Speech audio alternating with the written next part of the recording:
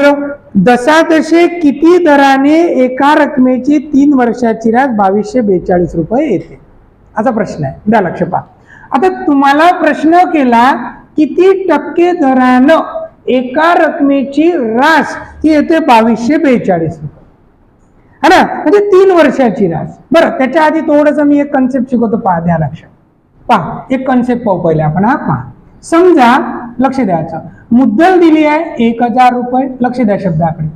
मुद्दल दिली आहे 1000 रुपये. रेट दिलाय समजा आपल्याला 10%. नंबर ऑफ इयर्स दिलाय समजा आपल्याला 3 वर्ष. तर आता आपण सरळ व्याज काढू शकतो का? हो, है ना, सरळ व्याज है ना. पहिले कन्सेप्ट शिकवतो पहा. 1000 रुपये मुद्दलाचे 10% दरानं 3 वर्षाचं व्याज किती येते? 300 रुपये. 1000चे 10% 100. 3 वर्षाचं व्याज 300 रुपये झालं. ठीक. बरं, हे 300 रुपये काय व्याज आहे. रास काढू शकता का रास? हो. रास म्हणजे काय होती मग? मुद्दल अधिक व्याज. मुद्दल किती आहे? 1000. व्याज किती असेल? 300. रास किती असेल? 1300. किती वर्षाची? 3 वर्षाची. लक्ष द्या, मी आता पहिले कन्सेप्ट शिकवतो. ठीक. 3 वर्षाची रास झाली 1300 रुपये एका मुद्दलाची. ते मुद्दल माहिती आहे 1000 रुपये. बरं, आता तेच गणित एका मुद्दलाची 10 दरानं, है ना, दर सारखा असेल. नंबर ऑफ इयर्स 7 वर्षाची. व्याज काढू शकता तुम्ही आता, है ना. तर व्याज किती असेल 7 वर्षाचं? 700 रुपये. 1000 रुपयाचे 10% 100. 7 वर्षाचे 700. तर व्याज किती भेटेल? 700 रुपये. ओके, ठीक. आता तुम्ही रास काढू शकता का रास? हो. म्हणजे 1000 मध्ये आता 7 वर्षाचं मिळू, है ना. तर रास किती भेटेल? 1700 रुपये. लक्षात येत आहे? बरं, आता गणित पहा कसं झालं. दशादशे 10 दरानं, है ना, 10 दरानं एका मुद्दलाची रकमेची 3 वर्षाची रास 1300 रुपये होते आणि 7 वर्षाची रास 1700 रुपये होते. तर दर किती असा प्रश्न आहे ना, दर किती? बरं, तर आपल्याला मुद्दल माहिती आहे कशी आहे, सारखी 1000 रुपये. आता जे गणित आहे, है ना, आता जे गणित आहे, या गणितात, है ना, आपल्याला दर दिला नाही, मुद्दल दिली नाही. डायरेक्ट काय दिलाय? 3 वर्षाची रास 1300, 7 वर्षाची रास 1700. ओके, कन्सेप्ट शिकवत आहोत. ठीक. 3 वर्षाची रास 1300, 7 वर्षाची रास 1700. एवढ्याच माहितीच्या आधारे आपण दरही काढू शकतो, मुद्दलही काढू शकतो. पहा, आपल्याला माहित आहे या 3 वर्षाच्या रास मध्ये पण मुद्दल आहे आणि या 7 वर्षाच्या रास मध्ये पण मुद्दल आहे. मुद्दल या दोन्ही रास मध्ये समान आहे.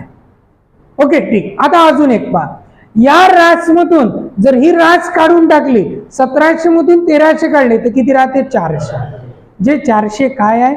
व्याज आहे. व्याज आहे का? कारण मुद्दल कॉमन आहे आणि हा फक्त फरक कशाचा आहे? व्याजाचा. 400 रुपयाचा फरक. तर किती वर्षाच्या व्याजाचा आहे? 4 वर्षाच्या. कारण एका वर्षाचं व्याज 100 रुपये, 4 वर्षाचं व्याज 400 रुपये. कारण सरळ व्याज दरवर्षी सारखं लागते. एका वर्षाला लागत होतं 10% दरानं 100 रुपये, तर 400 रुपये 4 वर्षाचं. बरं, आता अजून एक कन्सेप्ट क्लिअर झाला. रास मधून रास काढली तर काय भेटत आहे मग? व्याज. व्याज किती वर्षाचं? तर 7 मधून 3 काढले, कारण हे 7 वर्षाची रास होती आणि हे 3 वर्षाची रास होती. मग 7 मधून 3 गेले, किती? 4 वर्षाचे व्याज भेटते. मग एक कन्सेप्ट क्लिअर झाला. जर रास मधून रास काढून टाकली तर काय भेटते? व्याज. किंवा जेव्हा मुद्दल आणि दर समान असेल, कधीही नाही. समजा एका व्यक्तीनं 2च रुपये टाकले 3 वर्षासाठी आणि एका व्यक्तीनं 3 लाख रुपये टाकले 7 वर्षासाठी, मग व्याज मधून रास मधून रास काढा, है ना. समजलं? त्याला नियम आहे ना, दर आणि मुद्दल समान असेल. आणि या प्रकारचं गणित जर विचारायचं असेल ना, तर तो तेच कन्सिडर करून चालते की दर आणि मुद्दल समान असते. पण व्यावहारिक रिअल लाईफ मध्ये आहे ना, आपण असं म्हणू शकत नाही की रास मायनस रास, कारण होऊ शकते एखादा व्यक्ती वेगळी मुद्दल टाकन, एखादा व्यक्ती वेगळी. पण स्पर्धा परीक्षेचं गणित सॉल्व्ह करायचं या पॅटर्नचं गणित आलं तर रास मधून रास वजा केली काय भेटते? व्याज. पडलं? ठीक, चालेल. मग आता तुमचं क्लिअर झालं. 1300 मधून 1700 मधून, कारण मोठ्या संख्येतून लहान संख्या काढतो, 1300 काढले तर किती भेटते? हे व्याज भेटलं. किती वर्षाचं? 7 मधून 3 गेले 4 वर्षाचं. मग काय 4 वर्षाचं जर व्याज माहीत झालं है ना, तर एका वर्षाचं व्याज काढता येते का? कारण सरळ व्याज दरवर्षी सारखं लागते. मग 400 ला 4 न बघा किती? 100. एका वर्षीचं जर व्याज माहीत झालं असेल तर तुम्ही 3 वर्षाचं पण व्याज काढता. किती येते? 300 रुपये. 300 रुपये. मग 3 वर्षाचं व्याज शोधलं तर रास माहित होती 3 वर्षाची 1300 रुपये. मग 3 वर्षाची व्याज माहित आहे 300 रुपये. मग 1300तून 300 काढलं तर 1000 रुपये काय असेल? मुद्दल. मग झाली मुद्दल माहित है ना. मग मुद्दल सापडली आपल्याला 1000 रुपये. टी नंबर ऑफ इयर्स 1, दर माहित नाही, भागेला 100. एका वर्षाचं व्याज किती आहे? 100 है ना. आणि हा 100 इकडं जाते किंवा हे 2 झिरो कॅन्सल होते, हा 0 0 कॅन्सल. दर किती टक्के? 10%. दरही शोधू शकलो, मुद्दलही शोधू शकलो, रास मधून रास काढले. समजलं? ठीक. तर व्याज भेटते. ओके, हा होता कन्सेप्ट है ना. आता गणित पाहू आपण है ना. ठीक. काय दिलाय गणितात की 7 वर्षाची है ना, समजा आपल्याला दिलं 7 वर्षाची काय दिली? रास. मग 7 वर्षाची रास किती दिली? 2698 रुपये. आणि 3 वर्षाची पुन्हा काय दिली? रास. ते किती दिलं आपल्याला? 2242 रुपये. ओके, आणि आपला कन्सेप्ट क्लिअर आहे.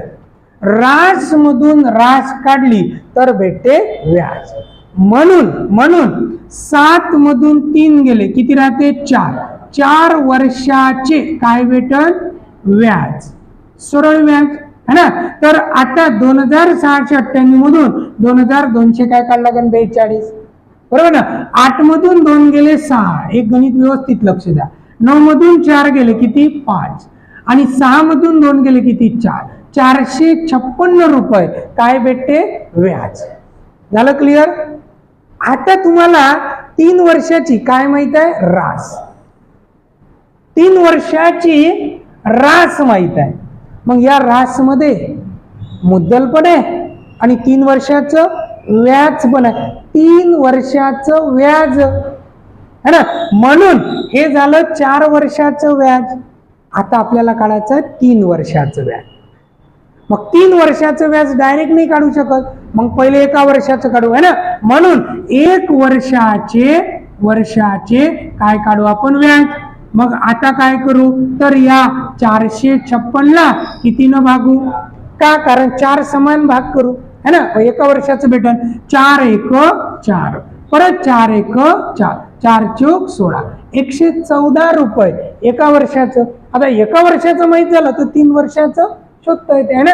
म्हणून 3 वर्षाचे व्याज है ना. 3 वर्षाचे व्याज बरोबर काय करा? 114 गुणेला 3 है ना. 4 त्रिक 12, 2 1, 11 त्रिक 33 आणि 1 34, 342 रुपये 3 वर्षाचं व्याज. आणि हे आहे 3 वर्षाची रास. मग याच्यामधून जर व्याज काढलं तर काय भेटेल? मुद्दल. कारण तुम्हाला माहित आहे रास म्हणजे काय असते?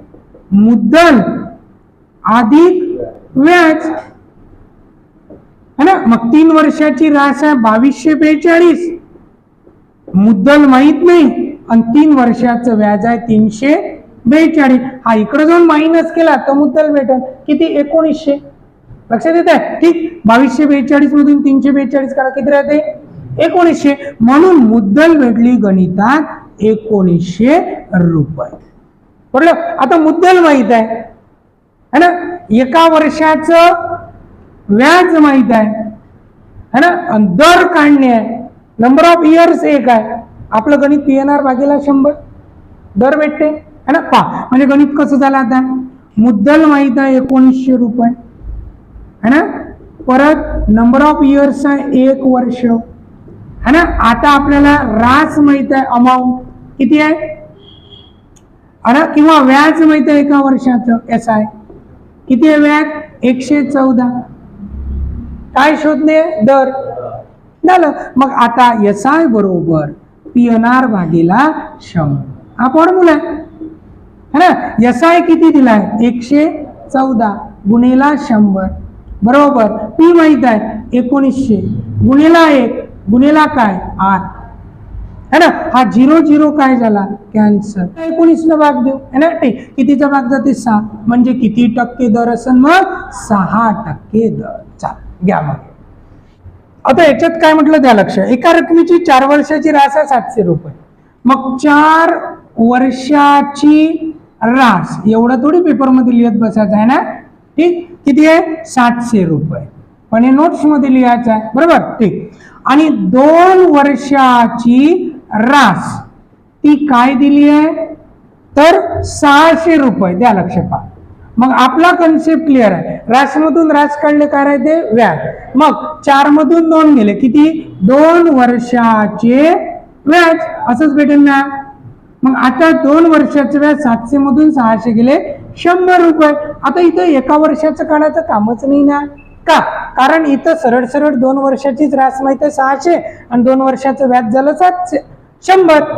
तर सरळ सरळ काय भेटून जाईल, मुद्दल. लक्ष देत आहे, म्हणजे काय, तर रास मधून व्याज काढू मुद्दल भेटत. 600 मधून 100 गेले 500 रुपये काय भेटली, मुद्दल. समजलं. मग सर आपण मागच्या गणितात कोण काढलं 1 वर्षाचं, कारण मागच्या गणितात रास माहित होती 3 वर्षाची आणि व्याज निघालं 4 वर्षाचं, म्हणून 4 वरून पहिले 1 वर्षाचं काढलं आणि मग 3 वर्षाचं काढलं. समजलं. पण या गणितात व्याजच भेटलं डायरेक्ट 2 वर्षाचं है ना. ठीक, आणि 2 वर्षाची रास माहित होती, झालं मग है ना. म्हणून डायरेक्ट काय शोधली, मुद्दल. आणि सरळ सरळ आपण SI बरोबर PNR भागीला 100. मग आता तुम्हाला व्याज माहित आहे 2 वर्षाचं किती आहे 100 गुणिला 100 बरोबर मुद्दल माहित आहे 500, नंबर ऑफ इयर 2 वर्षाचं है ना असं. मग आता 100 1 100 100 5 आणि 5 2 10 म्हणून दर किती टक्के रे 10%. झालं गणिताचं उत्तर. घ्या मग. गणित काय म्हणत आहे, एक रक्कम सरळ व्याजाने 2 वर्षात 756 रुपये होते है ना. पहा 2 वर्षात 756 रुपये होते, 756 रुपये. मग हे 2 वर्षाची 756 रुपये काय असेल, रास. ठीक, मग 2 वर्षाची रास आहे 756 रुपये है ना. ठीक, आणि आपल्याला म्हटलं 702 वर्षात ती रक्कम है ना किती होते 873 रुपये होते. आणि हे सुद्धा 702 वर्षाची काय रास आहे. इथपर्यंत ठीक आहे. बरं, आणि आता आपल्याला म्हटलं दर काढा है ना, दर काढा. मग या संख्येतून ही संख्या काय करतो वजा. समजा हे आहे 2 आणि हे असते 7, तर आपण काय करतो 7 - 2 5 असं म्हणतो ना. मग इथं इथेच झालं ना 702 - 2 म्हणजेच 2 2 4, 7 मधून 4 गेले किती 3, 302 वर्षाचे काय भेटन रे व्याज. म्हणजे व्याज किती, तर 873 मधून काय मायनस करणे आहे 756 असं. ठीक, आता 13 मधून 6 गेले किती 1 देऊन दिला, 7 मधून 6 गेला पुन्हा किती 1 म्हणजे किती आले 117 रुपये असं. हे 117 रुपये व्याज किती वर्षाचं आहे 302 वर्षाचं झालं. 302 वर्षाचं व्याज. आता आपल्याला व्याज पाहिजे 2 वर्षाचं. लक्षात येत आहे हा. ठीक, मग आपण काय करू 302 वर्षाचं व्याज जर असेल 117 रुपये है ना, तर 2 वर्षाचं व्याज किती रुपये. काय करतो मग 53. सर मग इथं 1 वर्षाचं काऊन नाही काढलं है ना. प्रश्न आहे ना. आता इथं सरळ सरळ आपण 3/2 वर्षावरून डायरेक्ट 2चं काढू शकतो. आपल्याला 2चं काम आहे, 1चं काढू नका. तुम्ही 1चं काढा, मग 1 वर्षाचं किती म्हणा, अजून 2 गुन्हा लागेल. लक्षात येत आहे. तुम्ही डायरेक्ट काढू शकता 2 वर्षाचं व्याज किती. मग एक्स बरोबर है ना काय सांग, 117 गुणिला किती 2 आणि भागेला किती. बरं काय शिकवलं मी, 2 कुठे जाते, कुठेही आलं तर असं लक्षात ठेवायचं, 2 वर जाते आणि 3 ने याला भाग देऊ शकता तुम्ही, है ना. मग इथंच भाग द्या ना, पण आपल्याला नोट्स मध्ये लिहायचं आहे, पूर्ण लिहा. 117 गुणिला 2 गुणिला 2 भागेला किती येते मग 3. समजलं. आणि 3 न भाग जाते है ना. पहा 3 त्रिक 9, किती राहिले 2, 3 किती 9. मग 39 गुणिला 2 गुणिला 2 है ना. म्हणजे आपल्याला एक्स म्हणजे काय, व्याज आहे. हा ठीक, 2 वर्षाचं, म्हणून 2 वर्षाचे व्याज है ना. हे किती भेटते, तर 39 गुणिला किती 4 है ना. 9 चूक 36 चे 6, 8 किती रे 3, 4 त्रिक 12, 12 आणि 3 156 रुपये है ना. हे 156 रुपये व्याज आलं 2 वर्षाचं.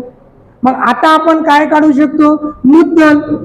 कशी, तर आपण ह्या 2 वर्षाच्या रासमधून हे मायनस करू, बरोबर ना. ठीक, मग 756 मधून 156 काय करू, मायनस. ओके, किती राहील 600 रुपये काय भेटली, मुद्दल. झालं. आता काय करण्यात दर, मग SI बरोबर PNR भागीला 100 है ना. मग SI व्याज आहे 156, P आहे 600, नंबर ऑफ इयर्स आहे 2, कारण 2 वर्षाचं व्याज होतं है ना. ठीक, रेट शोधणे, भागीला किती 100, 100 ने किती न भागता 6 न, साइन 2 किती 12, 12 ने 156 ला भाग देऊ, बरोबर ना. 12 1 12, किती राहिले 3, 12 त्रिक 36, दर किती टक्के सापडला 13%. झालं उत्तर, लिहा.